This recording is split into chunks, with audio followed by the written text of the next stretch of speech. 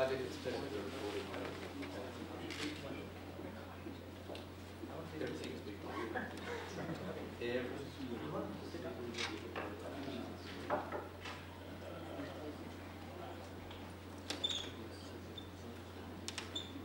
That's good.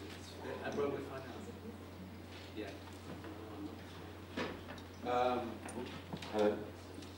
Welcome all 670. Thank you for coming. This is going to be a very interactive session, so we're going to start out by saying relatively little, but then we're going to hopefully ask, you're going to have questions or arguments. Essentially, the session is about anyone wanting to sell anything to the book world. Now, this is a very big subject. It's almost impossible to know where to start and where to stop. But just so that we can perhaps be a little more clear about the audience, can you very quickly tell us how many of you are authors? Most of you are authors. How many work with publishing companies? No, you're an author, so you don't work with publishing.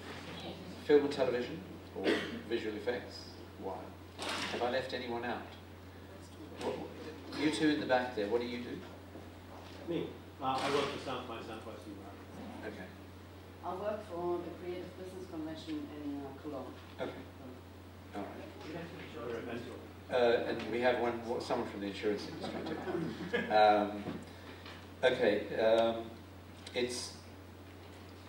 We're in a time of extraordinary change. Publishing is not the only industry changing, but in the last few years, publishing has changed more than in any other period since the late 1400s, when, in England anyway, when Caxton started using a printing press.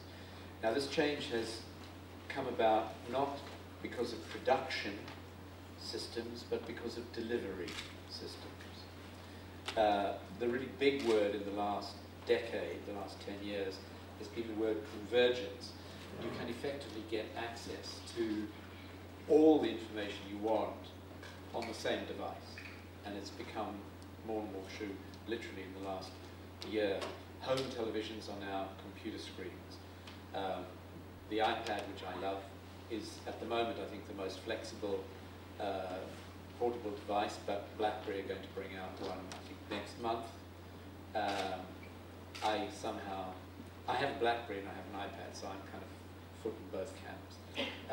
Wi-Fi and wireless LAN have become available everywhere. In fact, on the plane, the Lufthansa plane coming to England, there was a big article about the fact that on long-distance flights you can now get Wi-Fi, or you can get access to the internet on long-haul flights, and I'm sure soon on short-haul flights too.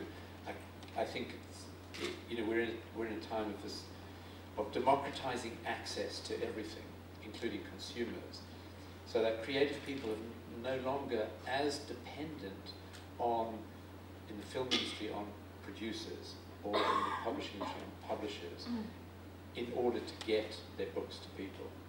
However, publishers are dependent on distributors for printed books. Digitally, of course, you've got Apple, you've got Google, you've got Amazon, and all of a sudden, you don't need a publisher. You don't need a producer. You can shoot your film, you can make a book. There are platforms available that are virtually free to enable you to do the formatting. But you have a problem. How do you tell people out there about your book? That is actually what it's come down to. So the search engine which was so essential, made Google as dominant, still remains the holy grail. If you can find a way of telling people or enabling them to find your book, then you will succeed, even if the book isn't very good. If the book is wonderful, but you can't tell people it's there, it won't succeed. So why sell to a publisher if you don't really need to any longer? Well, one of the obvious reasons is that authors often need advances from publishers in order to pay their bills and eat while they write their books.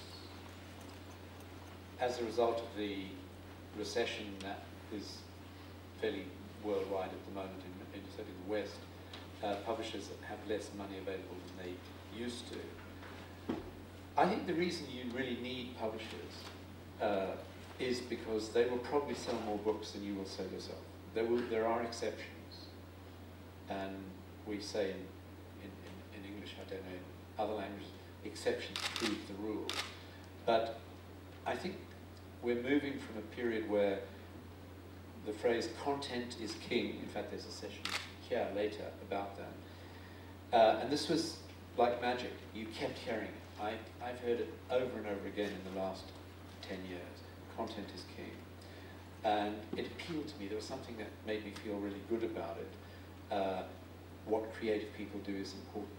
They provide the content. We must value creativity. But actually, I no longer think content is king. I think the change that has happened, which is largely technologically led, has meant that distribution is king. In the UK, we've lost many bookshops. The big book-selling chains, there were 3. We've lost Borders. Borders became bankrupt, basically. So we have Waterstones, we have Smiths, that's it. But we do have supermarkets. The supermarkets actually have no interest at all in content. Supermarkets are just convenience places to buy things cheaply.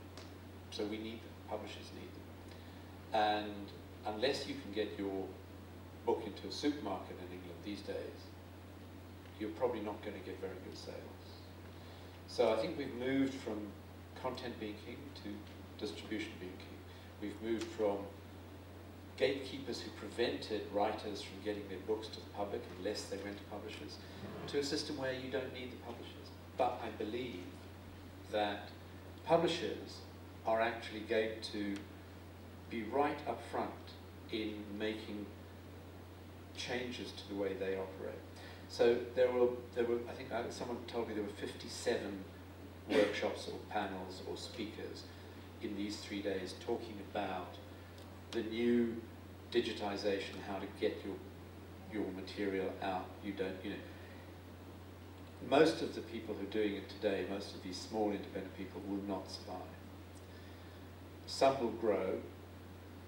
Amazon will be there forever. And you may think Amazon is a good thing, you may think it's not such a good thing, depending on where you're looking at it from.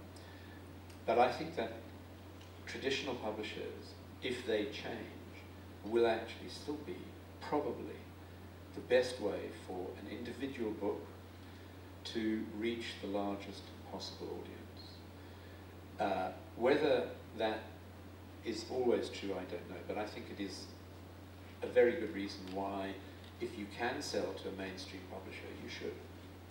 Now, there are many authors who can't sell their books to publishers.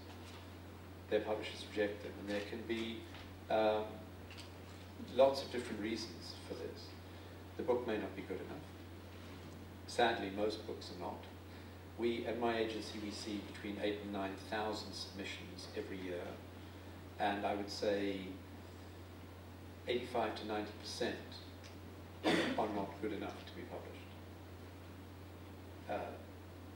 Which is, I think, quite a modest number. I think actually the truth is probably only 1% really should be published.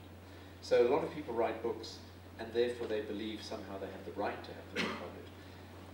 Of course they have the right to have the book published, but they don't have the right to assume someone's going to pay them a lot of money for it. They may not know how to get the book to the right publishers or the right agents, which is why events like this can be useful. And it really then comes down to a question of knowing what the market is. If you've written a book for which there is no identifiable market, you could be a genius who's creating a new market, because they often say that you need to sell the public something that they don't know they want. But the reality is most publishers are very conservative. They want to publish what they have proved they can sell. So you need also to approach the right publisher. I'd like to now ask Gesine, who is an extremely experienced rights seller, working for a very distinguished Swiss publisher. A publisher I think of as being kind of old-fashioned. I mean, I would love to sell them more books than we do, because they're fantastic. But they have this sort of aura of being one of the great old-fashioned publishing houses. How are you dealing with the brave new world which we're coming into?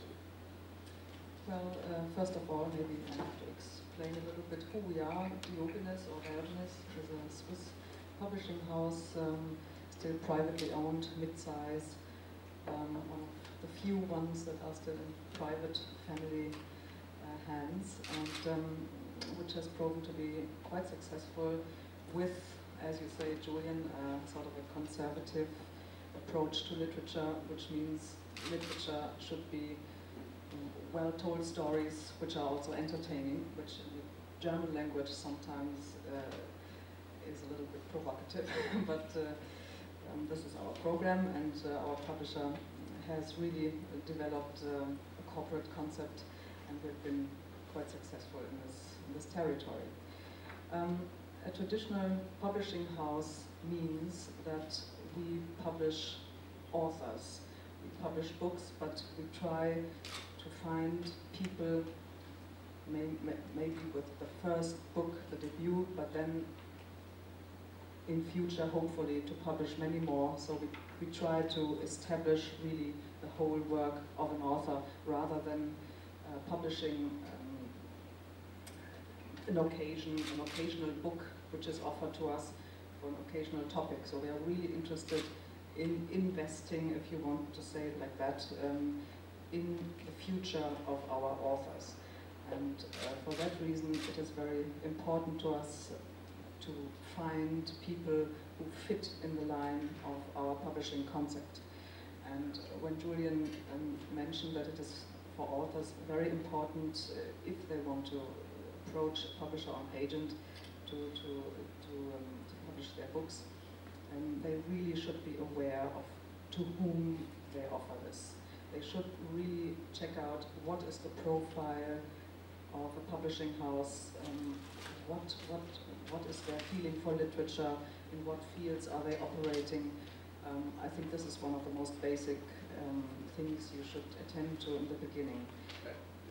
Could I just say, and you can go down one step further in your research, having discovered that your book is appropriate to a particular publisher, you can ring them and say, what's the name of the editor? Who is the editor of that book? No. No, I would definitely recommend that you do it. I'm not saying you should talk to the editor, but you can find out the name of the editor, because it's no good sending a book to the wrong editor. Well, the problem is we never do this, Julian. We never give out the names of our editors. If you want to submit a manuscript to our publishing house, you just have to send it to the editing department.